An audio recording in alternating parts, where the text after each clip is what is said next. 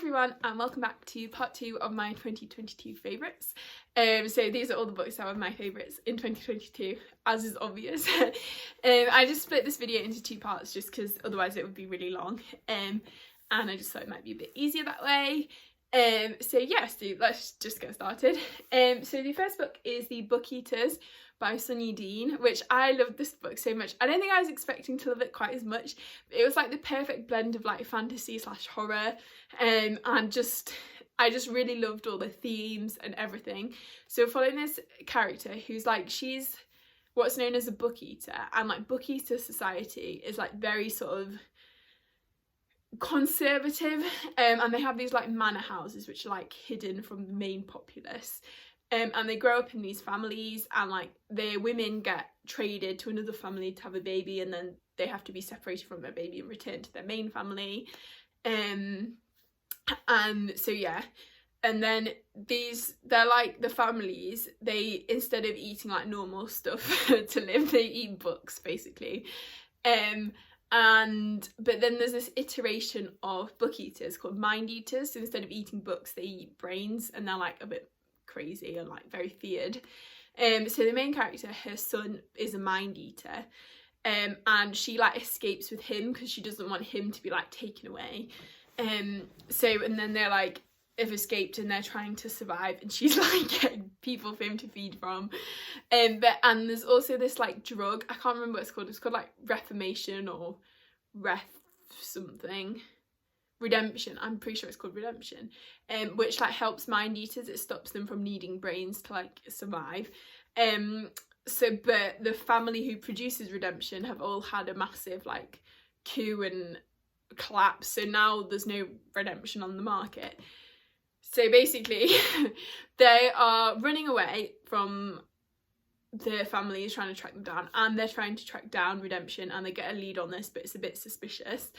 So that's sort of what's going on, and it's like it all gets a bit dramatic. But I just love the story. The main character, she's amazing. The son, I love him, and the relationship, like the motherhood, like the sacrifices you make, and just all of that. I like, there's a little tease of a romance, which is great. It's like a spy romance with like hidden identities, and I love that kind of stuff. And just the whole like families in the world, it's so imaginative with like the book eaters and the mind eaters, and just yeah, I just really liked it. And it's kind of a blend of like historical and modern as well, because I feel like these book eater families, and like in the flashbacks when you're sort of seeing the story of how she escaped, is like this very almost Victorian-esque, but then it's also in the modern world. So yeah, it's an interesting blend, but I feel like it worked really well. So yeah, I really enjoyed that one, so definitely recommend. And then we have River of Silver by S.A. Chakraborty. So this is a short story collection, and I feel like normally short story collections wouldn't be my favourite, but I love David Badworld so much, and this set of short stories just got me, like, because I feel like it focuses on characters who aren't the main, well, there is a couple of short stories with the main 3 characters, but there's some short stories of like characters who aren't like main characters, so don't get a POV in the main series, but I love them all so much. So there is the one of the villains in the series called Maniza, and we get a short story from her POV, and I love her. So we see that, and then there's also this story of this couple who are connected to the main series but sort of adjacently, and seeing their like origins, and it just made me want an entire book of them. And then also like the brother of one of the main characters and his love interest, and seeing their like little relationship through the short stories, because we get quite a few of their stories, because I feel like they are fairly main characters in the main books anyway. I love seeing them. And the like final, I think it was the final chapter with like Dara and Zainab, that had me so excited. I feel like I need an entire spin-off of them, like going on adventures. Yeah, so I just really loved the short story collection. Like, it just threw you back into the world, and you got more characters who are just, Yeah, I know there was a story from Alize's mum as well, who I really like that story. I think she's called Hassan, maybe. Yeah, it was just also good. Like, that is now, I think, my favourite short story collection. It just added so much, and like, it wasn't just needless filler type thing. Some of it was a bit, but it just, yeah. Oh. Anyway, okay, and then we have 2 books which I feel like I read really close together, and they're almost similar in ways, so I always kind of group them together, but they're not actually that similar. So the first one is The Taste of Iron and Gold by Alexandra Rowland. I love this one. This is like sort of a Prince and the Bodyguard romance, which, that dynamic in any like shape or form, like whether it's Princess and the Bodyguard or Prince and the Bodyguard, or like in any combination of genders, like it just always gets me. So basically following this prince called Cadu, who like gets into an altercation, and he's basically blamed for this like thing that's going on with money and the banks, and like a bit of a conspiracy. So he has to like be under close guard, and to keep him under close guard, they assign him this like very stoic bodyguard, who, yeah, is like very stoic on the outside, but a bit of a cinnamon roll on the inside. And it's basically just that, and then Cadu trying to actually solve what's going on with this like forgery of these coins, and getting the help of Evermere, who's a stoic bodyguard, to help him do it, and then obviously they grow closer. And yeah, that's just the story. I love it. It's got so many like great romancy, slightly fanficky tropes, but I just love them. And then another thing I loved about the story is there's a side character, I can't remember his name, it definitely begins with T, who I loved. I feel like he needs a spin-off. He definitely stole every scene he was in, and I love it when there's a really good like side character who's just like scene stealing, you know. But I love the main characters as well. And just the whole, I feel like the whole tone of the story was just very like cozy, again like cozy mystery. I feel like that's the whole theme of this favourites. And just like a really kind of imaginative and rich world. And I love like any sort of money drama. I feel like it's a bit different from like typical court fantasy politics. I feel like you don't always see a lot of that, but I actually really like that, because I feel like that is often what drives like conflict. So yeah, that was good. And then the second one is A Strange and Stubborn Endurance, and this one has the trope of an arranged marriage, which is another one of my favourite tropes in fantasy. So yeah, we're following this, can't remember if he's like a prince or a noble or something, and he is meant to be like betrothed to this princess, but then they discover like he actually likes men, and in his kingdom that's like really bad, but in this other kingdom it's like fine. So this other kingdom's like, I'll just marry our prince instead. So then he goes and does that, and like is now in this new kingdom where he has to like find his place, and like find his role.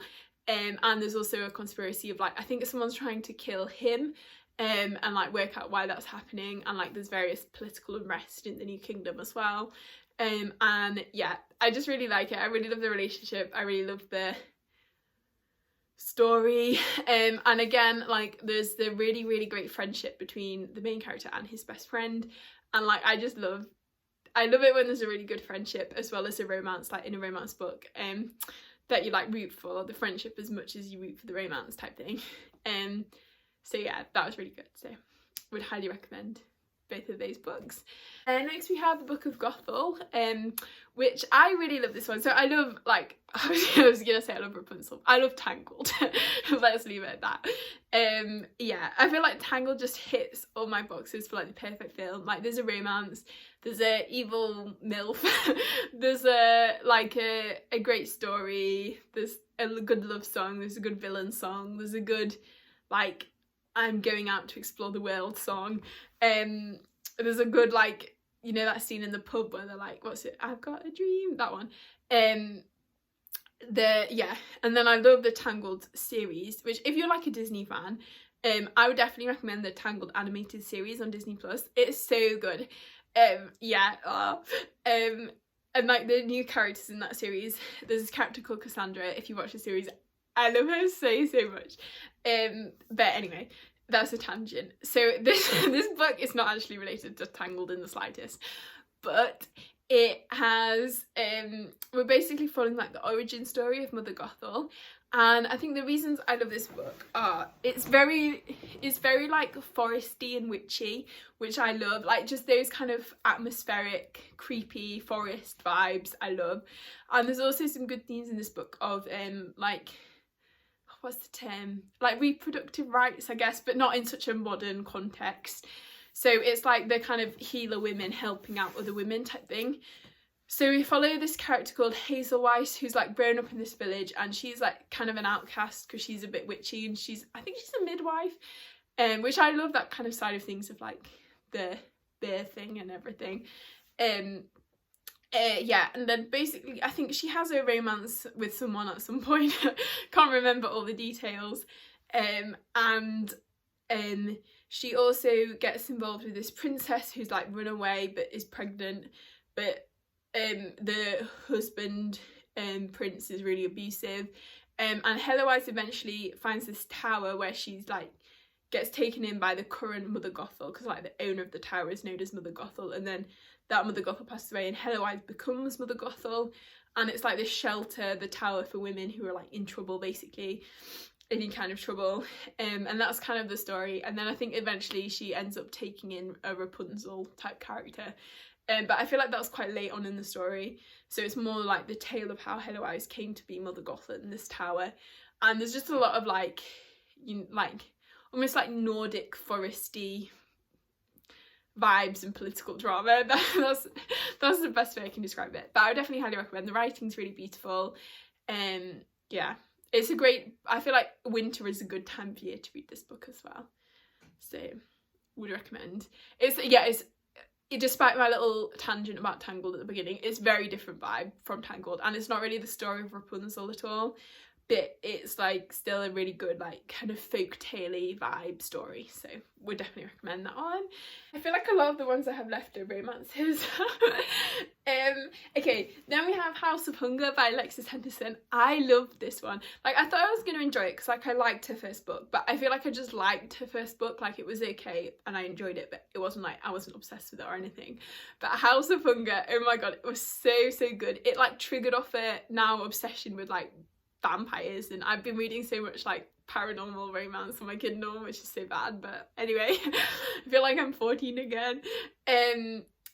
Yeah, so this book is the perfect like evil sapphic, like unhinged sapphic bloodthirsty energy. It's just so good. So we're following this character called I can't remember her name. I can remember the name of the like vampire, but I can't remember the main character's name. But in this world, people can like sell themselves as like blood, what are they called, like blood servants or something, who go and like live with a rich vampire, and basically the vampire can eat their blood, or drink their blood.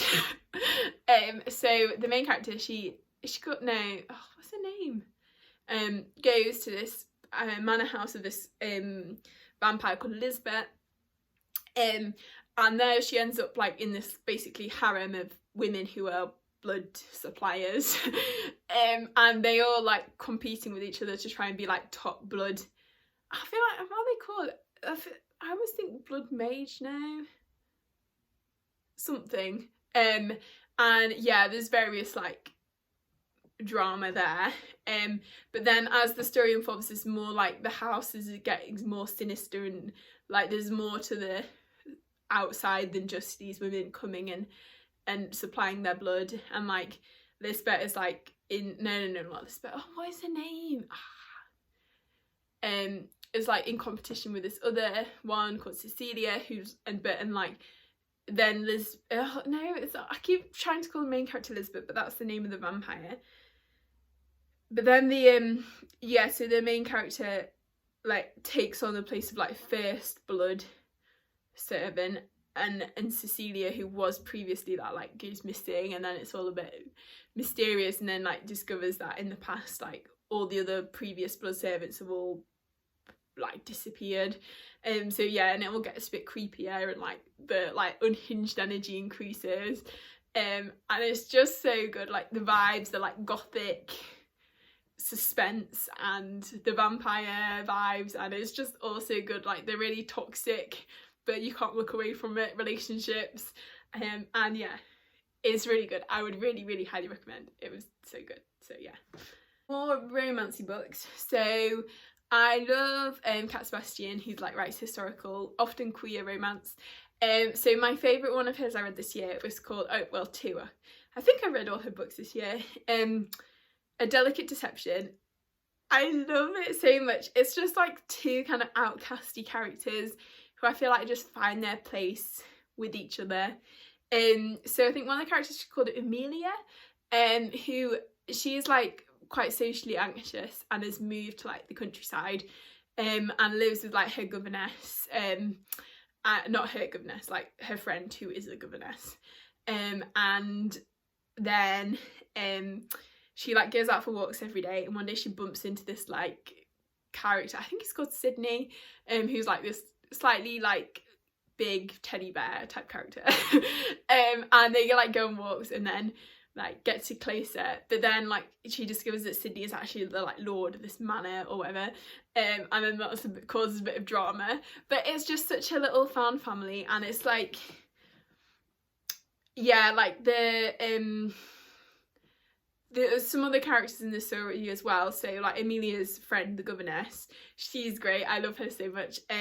She's like a very like stern governessy, but like not. And then Sydney's friend, whose name I can't remember, who's like this lord who's like very opinionated and like sassy, and Sydney's brother, who is now dead, daughter, who's like an orphan basically, they like take her in, and it's just this like found family. And like Amelia and Sydney are both bisexual, which I really liked, and it's just all like, I just love it. It's very like cozy, and I don't know, something about like the anxiety themes and stuff, something about it just got me. And then the other one I really, really love by her is Ruin of a Rake, and this is just purely because I love the rake wallflower trope, and just something about this one hits. I like the hurt comfort trope as well, where because like one of the main character, Julian, he has like malaria, and that will flare up sometimes, so like they're taking care of when they've just had an argument. It's so good. And then like Reiki characters I just love, and yeah, I love that one as well. But yeah, A Delicate Deception is definitely mine. Love it so much. The Paladins Grace series by T. Kingfisher, so Paladins Grace, Paladins Strength and Paladins Hope. I love this series, it's so much fun. They're like fantasy romances, but they've got a really good plot to them as well. All the romances are really great. I think my favourite one is Paladins Hope, because it's like a bit necromancy, and like one of the main characters is like a pathologist essentially, but like a doctor, so it's a bit medically, and they like get trapped in this maze of like, it's basically like a death maze, and I think I was saying this in my other video, I love like when there's like an enclosed space and it's like a mystery. So yeah, I love that series. I feel like I'm not giving a very good description of it.